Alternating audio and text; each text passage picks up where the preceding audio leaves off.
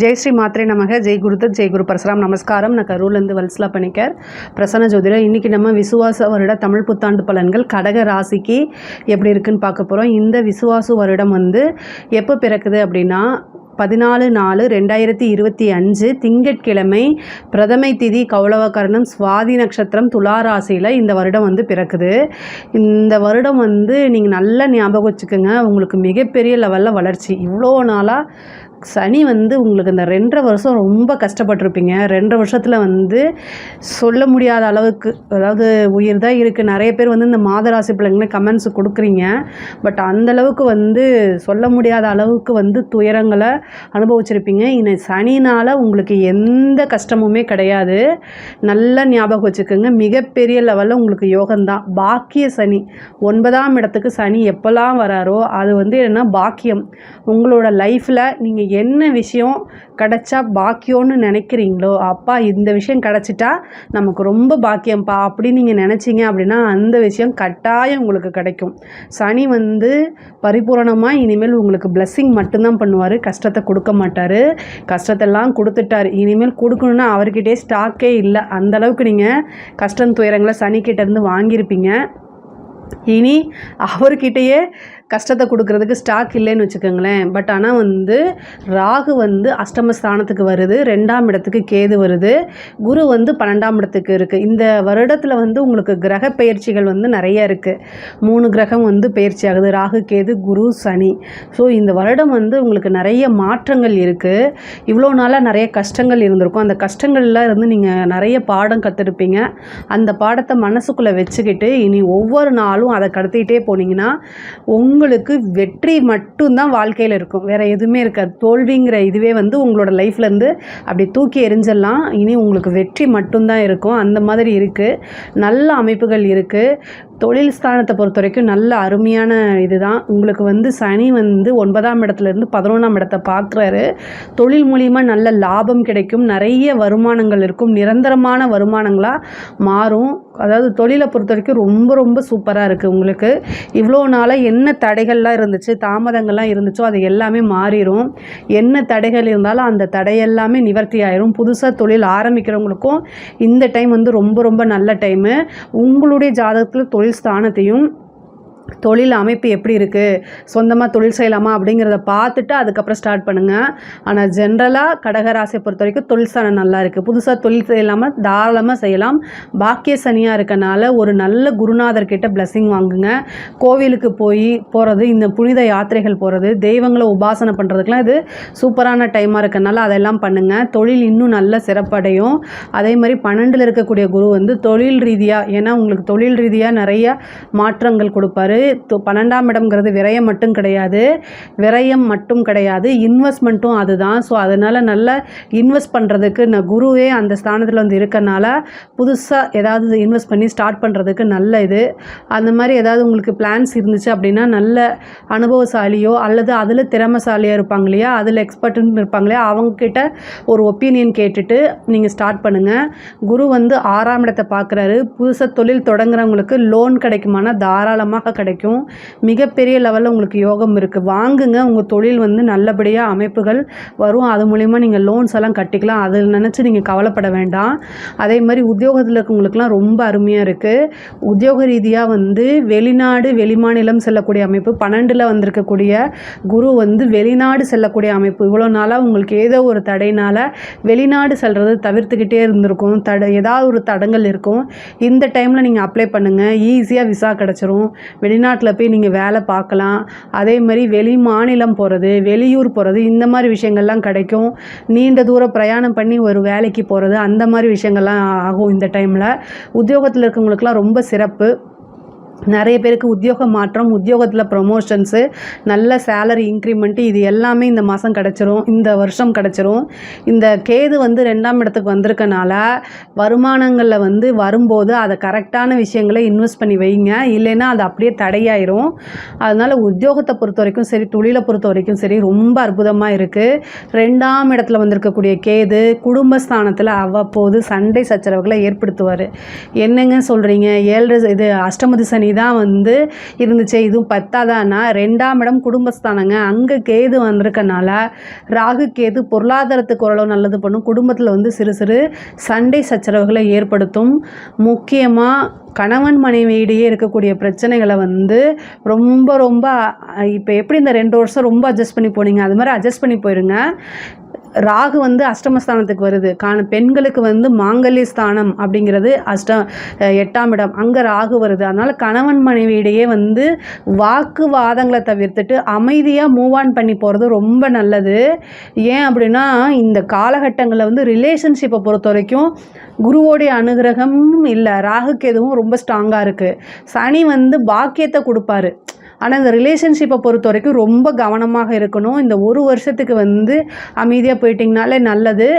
அதாவது சண்டை சச்சரவுகள் வரும்போது மூவ் ஆன் பண்ணிப்போங்க, பெருசு பண்ணாதீங்கன்னு சொல்கிறேன். பொதுவாகவே கடகராசிக்காரங்க விட்டு கொடுக்கக்கூடிய நபராக தான் இருப்பீங்க.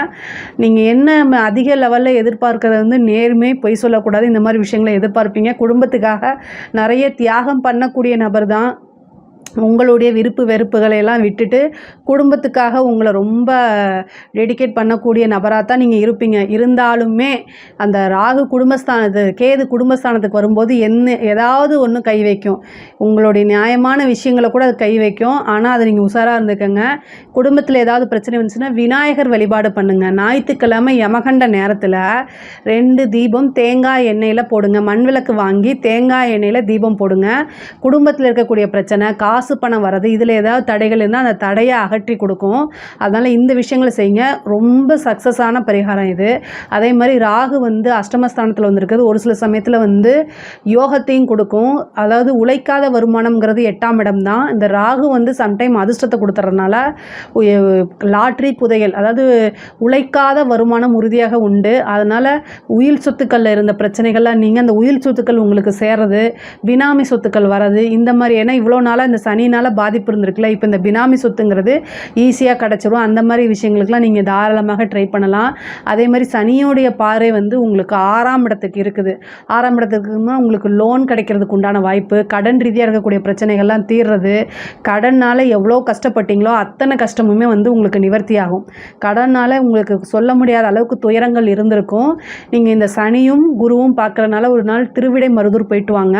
கடன் ரீதியாக எவ்வளோ பிரச்சனைகள் இருந்தாலுமே அது நிவர்த்தி ஆயிரும். அதே மாதிரி முருகன் மந்திரம் படிங்க, முருகனுடைய வேல் மந்திரத்தை படிங்க. முருகனுடைய இது வந்து செவ்வாய்க்கிழமை நீங்கள் அந்த மந்திரத்தை வேல் வச்சு படிச்சிங்க அப்படின்னா கடன் ரீதியாக எவ்வளோ பிரச்சனைகள் இருந்தாலும் சரி, இந்த சடாட்சர தீபம் போடுங்க, சடாட்சர மந்திரம் சொல்லுங்கள். இந்த மாதிரி விஷயங்கள்லாம் பண்ணும்போது கடன் ரீதியாக உங்களுக்கு எவ்வளோ பிரச்சனைகள் இருந்தாலும் அத்தனையுமே ஈஸியாக சால்வ் ஆயிரும்.